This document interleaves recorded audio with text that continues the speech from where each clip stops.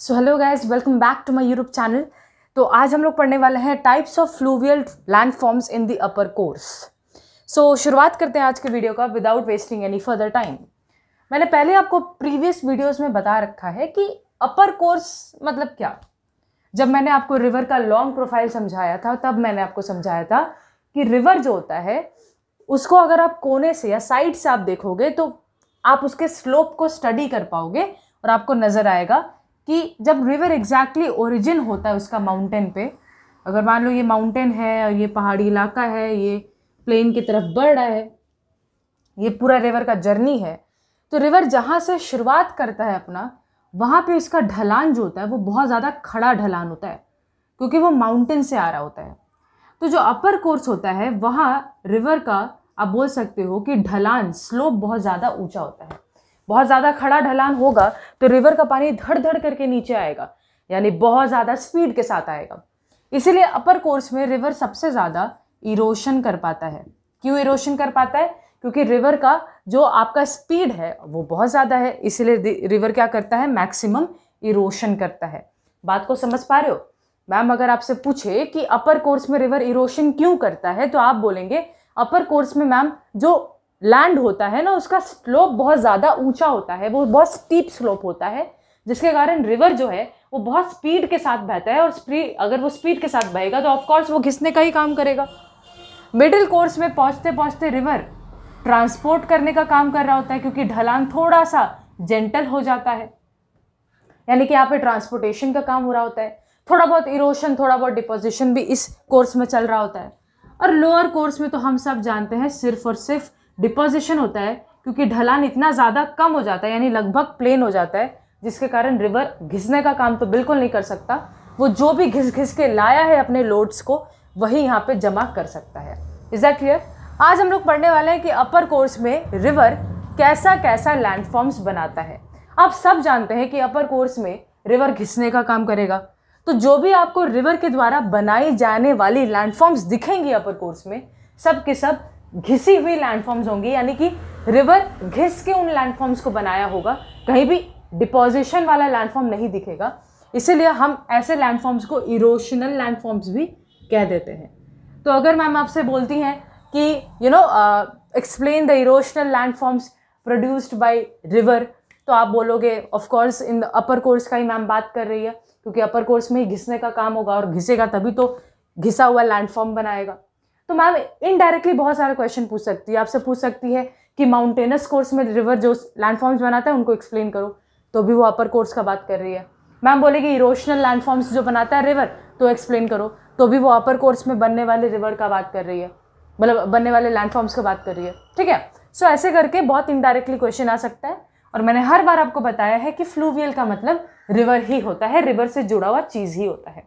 सो हम एक एक करके स्टडी करते हैं कि कौन कौन सी ऐसी फ्लूवियल लैंडफॉर्म्स हैं जो अपर कोर्स में रिवर बनाता है।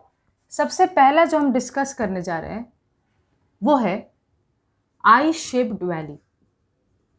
आई शेप्ड वैली, जिसको हम प्यार से गॉर्जियस भी कहते हैं। यह आई शेप्ड वैली होता क्या है? आप सब जानते हैं कि दीदी जब रिवर एग्जैक्टली माउंटेन से अभी जस्ट पैदा होकर आ रहा है, माउंटेन में से ग्लेशियर्स में से पिघल के अभी जस्ट रिवर का ओरिजिन हुआ है, रिवर का शुरुआत हुआ है और वो आगे को बढ़ा है, तो रिवर के पास ज़्यादा पानी तो होगा नहीं। बिल्कुल ना, रिवर अपने साथियों से मिलेगा, अपने ट्रिब्यूटरीज से मिलेगा, तब जाके तो रिवर के पास पानी आएगा। अभी तो फिलहाल उसके पास ज़्यादा पानी है नहीं। और अगर ज़्यादा पानी नहीं है और इतने खड़े ढलान से वो बह रहा है तो वो क्या करेगा, वो अपने नीचे के ज़मीन को घिसना शुरू कर देगा। मान लो ये वो ज़मीन है जिससे वो रिवर बह रहा है, मैंने थोड़ा सा टेढ़ा सा ज़मीन बनाया, ये ज़मीन है जिससे रिवर बह रहा है। तो चूंकि रिवर बहुत खड़े ढलान में बह रहा है तो रिवर सबसे ज़्यादा क्या करेगा, अपने इसी ज़मीन को जिसके ऊपर वो बह रहा है इसको नीचे से इसको कट करेगा। मतलब मान लो ये रिवर का पानी आगे को बढ़ रहा है, तो ढलान अगर बहुत नीचे होगा, टेढ़ा होगा ढलान, बहुत ज़्यादा खड़ा ढलान होगा, तो रिवर क्या करेगा, रिवर जो है वो अपने नीचे के सरफेस को जिसके ऊपर वो बह रहा है उस सरफेस को खोदना शुरू कर देगा, उसको घिसना शुरू कर देगा। धीरे धीरे घिसते घिसते आपको कुछ ऐसा शेप का वैली दिखाई देने लग जाएगा। तो ये रिवर का जो है बेड था, रिवर नीचे नीचे घिस रहा है, बह रहा है और नीचे नीचे घिस रहा है। तो धीरे धीरे धीरे धीरे रिवर कुछ ऐसा बड़ा ही नैरो, बहुत ही पतला सा, फील कर पा रहे हो, बहुत ही पतला सा एक नैरो टाइप का वैली, जो इंग्लिश लेटर का आई जैसा नजर आ रहा है वैसा वैली बना देगा। वो साइड से घिसने का काम तो कर ही नहीं पाएगा, क्योंकि अभी तो उसके पास पानी ही नहीं है। साइड से घिसने के लिए ज़्यादा पानी चाहिए, वॉल्यूम ऑफ वाटर ज़्यादा होना चाहिए, लेकिन अभी वॉल्यूम ऑफ वाटर नहीं है, इसीलिए रिवर सबसे ज़्यादा नीचे घिसने का काम करेगा। आप बोलोगे वर्टिकल इरोशन का काम करेगा, वर्टिकल इरोशन का काम करेगा, जिसके कारण एक नैरो आई शेप्ड वैली नजर आएगा, जिसको हम गॉर्जेस कहते हैं। जैसे कि फॉर एग्जाम्पल दिहांग गॉर्ज है हमारे पास, दिहांग गॉर्ज, जिसके थ्रू जो है बोल सकते हैं आप सैंगपो रिवर जब इंडिया में आता है तो ब्रह्मपुत्र कहला जाता है। इसी रिवर जो है इसी गॉर्ज के थ्रू बन के आ रहा होता है, मतलब वहाँ से आ रहा होता है। सो दिहांग गॉर्ज एक एग्जाम्पल हो जाता है। इंडस गॉर्ज भी है एक एग्जाम्पल। आप जानते हो इंडस रिवर, उसने ये एक गॉर्ज बना के रखा है। तो गॉर्ज होता क्या है? कुछ भी नहीं, आई शेप्ड वैली होता है। क्यों बनता है ये? आपसे अगर मैम पूछे तो आप बोलोगे कि मैम जस्ट जब रिवर का ओरिजिन होता है माउंटेन पे तो उसके पास ज़्यादा पानी नहीं होता और ढलान बहुत ज़्यादा होता है, जिसके कारण रिवर क्या करता है, वो अपने नीचे के बेड को इरोड करना शुरू कर देता है, यानी कि वो वर्टिकल इरोशन करता है। साइडवेज तो वो इरोड ही नहीं कर पाता, इसीलिए एक नैरो वैली बन जाता है, जिसको जो इंग्लिश लेटर का आई जैसा नजर आता है, और इसी को आई शेप्ड वैली भी कहते हैं या गॉर्जेस भी कहते हैं। तो आप समझो, वी शेप्ड वैली जिसको हम कैनियन भी कहते हैं। ध्यान से समझना, होता क्या है, रिवर जैसे जैसे अपने रास्ते में, अपने बोलते हैं ना, अपने जहाँ से वो पैदा हुआ उस जगह से जैसे जैसे वो आगे बढ़ता है, वो उसके अंदर और भी ज़्यादा मात्रा में पानी आने लग जाता है, यानी कि पानी का जो वॉल्यूम है रिवर के अंदर वो बढ़ने लग जाता है। अब रिवर के अंदर कैपेसिटी है कि वो सिर्फ अपने बेड को नीचे से ना घिसे, वो साइड साइड से भी, किनारों को भी घिसना शुरू कर देता है, जिसके कारण रिवर अब सिर्फ नीचे नीचे नहीं घिसता, अब किनारा किनारा भी घिसने लग जाता है। यानी कि आप ऐसा इमेजिन करो कि कुछ ऐसा रिवर एक स्ट्रक्चर क्रिएट कर देता है। रिवर के पास बहुत पानी रहता है, इसलिए रिवर सिर्फ नीचे की ओर नहीं घिसता, इस बार वो साइड साइड भी घिसना शुरू कर देता है। आपको मैंने प्रीवियस जब लॉन्ग प्रोफाइल क्रॉस प्रोफाइल समझाया था तब मैंने आपको बताया था कि रिवर के पास जब ज़्यादा पानी आने लग जाता है तो रिवर किनारों को भी घिसना शुरू कर देता है। तो आप बोलोगे वी शेप्ड वैली इसीलिए बनता है क्योंकि जब रिवर के पास ज़्यादा पानी होता है तो वो अपने साइडवेज को भी इरोड करता है, और नीचे तो कर ही रहा होता है, तो लैटरल इरोशन भी कॉमन हो जाता है। साइडवेज को घिसने को हम बोलते हैं लैटरल इरोशन, जिसके कारण एक इंग्लिश लेटर वी जैसा आकार, एक शेप देखने को मिलता है, और इसी को हम लोग बोलते हैं वी शेप्ड वैली, या फिर बोले तो कैनियन। क्या मैं फिर से बोलूँ? जैसे जैसे रिवर अपने रास्ते में आगे बढ़ता है उसको और ज़्यादा, देखो अपर कोर्स की बात कर रही हूँ, अभी तक अपर कोर्स की बात चल रही है, तो अपर कोर्स में जैसे जैसे रिवर आगे बढ़ता है उसके पास और भी ज़्यादा वॉल्यूम ऑफ पानी आने लग जाता है, जिसके कारण रिवर के पास अब इतना पानी है कि वो सिर्फ नीचे ही ना घिसे, वो साइड साइड भी घिसना शुरू कर देता है। इसलिए एक इंग्लिश लेटर वी जैसा आकार देखने को मिलता है, और ऐसे वैलीज को ही हम वी शेप्ड वैली बोलते हैं, या तो हम कैनियन बोल देते हैं। Is that clear? तो कैनियन का एक एग्जाम्पल आप सब जानते हो, दुनिया का सबसे बड़ा कैनियन जो है आप जानते ही हो, जिसको हम लोग बोलते हैं ग्रैंड कैनियन। क्वेश्चन आता है, ग्रैंड कैनियन जो कि कहाँ है? यूएसए में है, और कोलोराडो रिवर के द्वारा बनाया गया ये कैनियन है, कोलोराडो रिवर के द्वारा। ये दुनिया का सबसे बड़ा कैनियन है। और आपसे अगर पूछा जाए दुनिया का सबसे गहरा कैनियन क्या है, बड़ा होना यानी लार्ज होना, बहुत बड़ा सा एक वी शेप का दिखाई दे, और गहरा यानी कि ज़्यादा बड़ा वी शेप ना हो लेकिन बहुत डीप वी शेप हो। तो दुनिया का सबसे गहरा वाला कैनियन अगर आपसे पूछे तो वो है कोलका रिवर कैनियन, जो कहाँ है? पेरू में है। आप जानते हो पेरू एक जगह है, पेरू में है। ये दुनिया का सबसे डीपेस्ट कैनियन है। सो आपसे अगर पूछा जाए दुनिया का लार्जेस्ट कैनियन, ग्रैंड कैनियन, किस रिवर के द्वारा बनाया गया? Colorado river. और आपसे पूछा जाए दुनिया का डीपेस्ट कैनियन, तो आप बोलोगे कोलका river canyon. Is that clear? Canyon होता क्या है? वी शेप्ड वैली को ही कैनियन बोलते हैं। ऐसा वैली जहाँ पर हुआ क्या, जहाँ पर घिस घिस के बहुत ज़्यादा ही आप बोल सकते हो कि वर्टिकल इरोशन भी हुआ, लैटरल इरोशन भी हुआ। आपके बुक्स में अलग अलग डेफिनेशंस हो सकते हैं, घबराने की बात नहीं है। आप लिखोगे इस तरीके से तो कोई मार्क्स नहीं काटेगा। एंड अगर मैंने किसी भी पॉइंट पे, क्योंकि ये जो मैंने पढ़ा है ये मैंने अपने टाइम पे पढ़ा था, तो मेरा बुक में ऐसे ही लिखा हुआ था and I have explained you in the same way. If I am wrong in any of the part just tell me in the comment section, I will rectify it, no problem with that, ठीक है। लेकिन मुझे लगता है कि मैं सही पढ़ा रही हूँ। I hope that is clear to everybody. ये क्या होता है जरा ध्यान से समझो, बहुत ईजी है। होता क्या है, माउंटेनस एरियाज में यहाँ से एक पहाड़, यहाँ से एक पहाड़, यहाँ से एक पहाड़, यहाँ से एक पहाड़, यानी कि आप जस्ट देखो, आप अपना ये वाला हाथ लो, ये वाला हाथ लो, इनके फिंगर्स को ना आपस में ऐसे लॉक कर लो। ऐसे लॉक कर लिया तो अगर आप देख पाओ तो ऐसा लग रहा है एक पहाड़ दूसरा पहाड़, एक पहाड़ दूसरा पहाड़, इजंट इट। अगर आप लॉक करके देखो ध्यान से, एक पैटर्न दिखेगा आपको। मैं उसी पैटर्न की बात कर रही हूँ, कुछ ऐसा, एक पहाड़, फिर ये जहाँ से ख़त्म हुआ यहाँ से दूसरा पहाड़, फिर यहाँ जहाँ ख़त्म हुआ वहाँ से एक और पहाड़ आ गया, यहाँ से एक और, यहाँ से एक और, यहाँ से एक और। तो क्या हो रहा है, साइड साइड से ऐसा लग रहा है कि प्रोजेक्शंस आ गई हैं। और इन्हीं प्रोजेक्शंस को, ये पहाड़ होते हैं, ठीक है, छोटे छोटे पहाड़, इन्हीं को हम कहते हैं स्पर्स।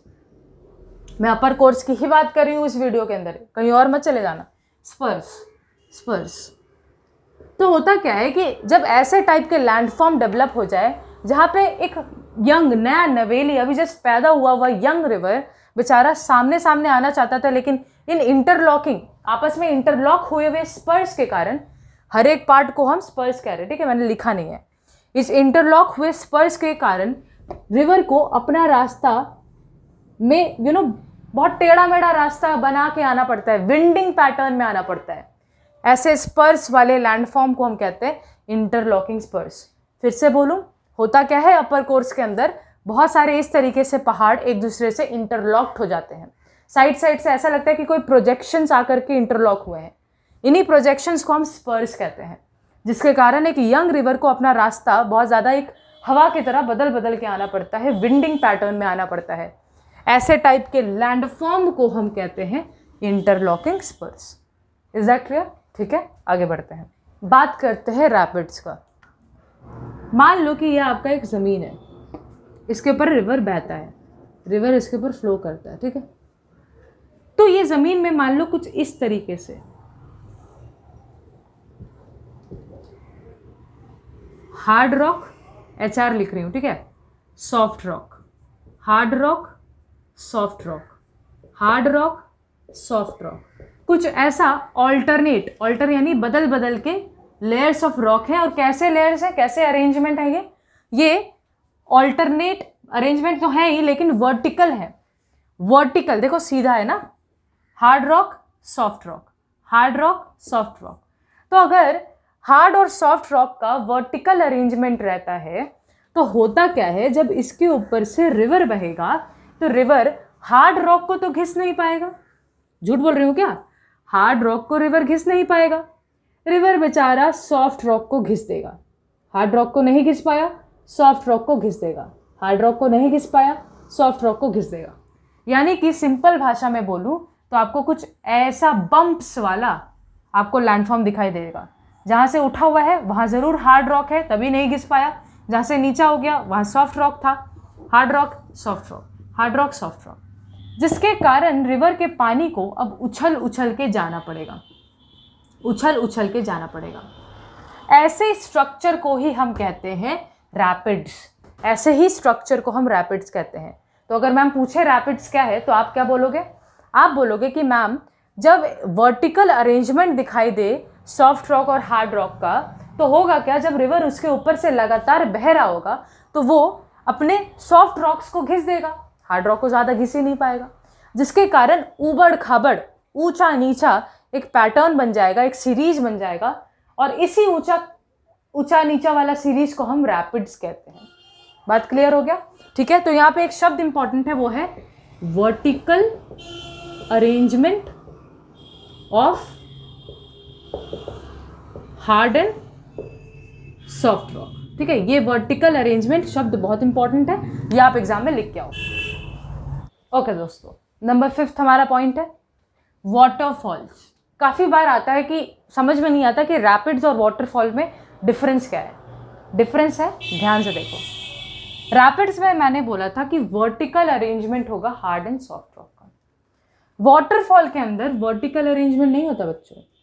वाटरफॉल के अंदर आपको मिलेगा horizontal arrangement, hard rock, soft rock, hard rock, soft rock. Horizontal, अगर आपको वर्टिकल और हॉरिजॉन्टल में डिफरेंस नहीं पता तो वर्टिकल यानी खड़ा लाइन, इसको वर्टिकल लाइन कहते हैं, और लेटा हुआ लाइन को हॉरिजॉन्टल लाइन कहते हैं। तो ये लेट के एक ऑल्टरनेट अरेंजमेंट हुआ है। बारिश हो रहा है तो अगर आपको थोड़ा बहुत बूंदाबांदी का आवाज़ आ रहा है तो बारिश का आवाज़ है, ठीक है। सो ये है hard rock, soft rock, hard rock, soft rock. तो जब इसके ऊपर से पानी लगातार बहेगा, हार्ड रॉक को घिस नहीं पाएगा, सॉफ्ट रॉक को घिस देगा। हार्ड रॉक को घिस नहीं पाया, कम घिसा, सॉफ्ट रॉक को ज़्यादा ही घिस दिया, तो आपको कुछ ऐसा टाइप का स्ट्रक्चर देखने को मिलेगा। तो पानी जब ऐसे करके ऊपर से एक हाई पॉइंट से नीचे लगातार गिर जाए, इसी को हम लोग कहते हैं वाटरफॉल। रैपिड्स में ऐसा नहीं हो रहा था। रैपिड्स में पानी उछल के जा रहा था। यहाँ पे पानी एक ऊंचा जगह से नीचे जगह धड़ाम से गिर रहा है, ठीक है। इसको हम वाटरफॉल कहते हैं। मुझे आप बताओ, जहाँ ये गिर रहा होगा वहाँ इसने दरार क्रिएट किया होगा या नहीं? लगातार बहुत तेज से पानी गिरते जा रहा है तो एक दरार, एक नीचे एक डिप्रेशन क्रिएट हो गया होगा। ये वो वाला डिप्रेशन नहीं है जिसमें 14 ईयर्स के बच्चे लोग जा चुके हैं, समथिंग समवन ने ब्रेकअप कर लिया, वॉटेवर, वो वाला डिप्रेशन का बात नहीं कर रही मैं यहाँ पे बात कर रही हूँ गहराई की, गड्ढे की। ये जो दरार क्रिएट हो गया, क्यों क्रिएट हुआ? क्योंकि लगातार ऊपर से उसी जगह पे बहुत ही हाई स्पीड के साथ पानी गिर रहा था। इस दरार में होगा क्या, ये पानी इस तरीके से जाएगा और पानी घूमने लगेगा। यहाँ पे थोड़ा इमेजिन करो, अपने हेड में थोड़ा सा करो, और यहाँ पे बहुत सारे कंकड़ पत्थर भी जमा होंगे। इस वाले इलाके को हम लोग कहते हैं प्लंज पूल। Plunge pool. तो आपको अगर पूछा जाए प्लंज पूल किसमें दिखाई देता है, तो ऑफ कोर्स वाटरफॉल का ही एक स्ट्रक्चर है ये होता क्या है, तो आप बोलोगे water continuously falls from a very great height to a lower point, it erodes and creates a depression at where beneath the waterfall. This depression where the water comes and swirls, and creates swirls, घूमने लग जाता है पानी, this is called as plunge pool. पता है यहाँ पे बहुत खतरा है, अगर कोई यहाँ पे फंस जाए तो बहुत मुश्किल है इसको बाहर निकालना, क्योंकि यहाँ पे पानी पूरा एकदम बहुत हर जगह से पानी घूम रहा है, तो आप स्विम भी नहीं कर सकते, यहाँ पे बहुत खतरनाक एरिया होता है, ठीक है। तो यहाँ फंसे तो भाई राम राम, ठीक है। तो ये है वाटरफॉल, ये है प्लंज पूल। तो डिफरेंस आप समझे। रैपिड्स में पानी उछल के जाता था क्योंकि वर्टिकल अरेंजमेंट होता था हार्ड एंड सॉफ्ट रॉक का। यहाँ पे हॉरिजॉन्टल अरेंजमेंट के कारण पानी ऊपर से डायरेक्ट नीचे की ओर खिसक रहा है। क्लियर है। छोटा सा एक और कंसेप्ट है अपर कोर्स के अंदर, जो कि है पॉट होल्स, यहीं पे एक्सप्लेन कर देती हूँ, है। तो अगर आपको बारिश का आवाज़ भी सुनाई दे रहा है, आई एम रियली सॉरी, ठीक है। थोड़ा सा एक छोटा सा कंसेप्ट बाकी है, उसको आप ज़रा सा ध्यान से देख लीजिए। Pot holes. पॉट होल्स क्या होता है? जब रिवर अपने बेड के ऊपर बह रही होती है, तो आपको मैंने बताया रिवर अपने साथ कंकड़ पत्थर कैरी करती है। ये कंकड़ पत्थर जब रिवर बेड से टकराते हैं तो ये रिवर बेड पे कुछ कुछ गड्ढे क्रिएट कर देते हैं। इस प्रोसेस को क्या बोलते थे? What type of erosion is this?